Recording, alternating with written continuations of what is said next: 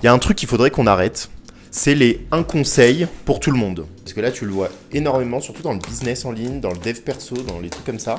C'est que en gros, on te donne un conseil, peu importe à quel niveau tu es, ce que tu fais, etc. Genre, il y a un conseil qu'on dit souvent, c'est il faut pas attendre d'être parfait pour passer à l'action. Je suis complètement d'accord. Complètement d'accord. Vraiment. Par contre, les gars, à un moment donné, vous allez évoluer, vous allez passer à l'action. Donc à partir du moment où vous êtes quelqu'un qui passe à l'action, ce conseil n'est plus valide pour vous, parce que vous passez déjà à l'action.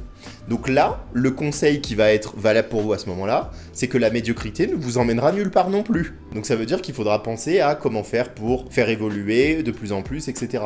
Bah oui.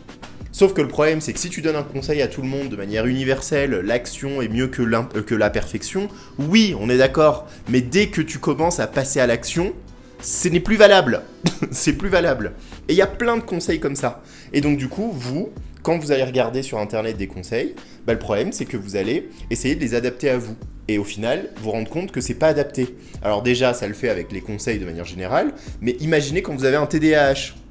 C'est encore pire, parce que du coup, on va vous donner un conseil qui est, oui, pour avoir un business solide qui fonctionne, il faut être régulier. Sauf que la régularité en termes de fonctionnalité quand tu as un TDAH n'existe pas.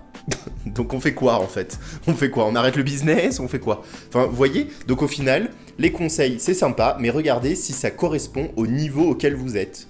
Et surtout si ça vous correspond aussi à vous. Voilà.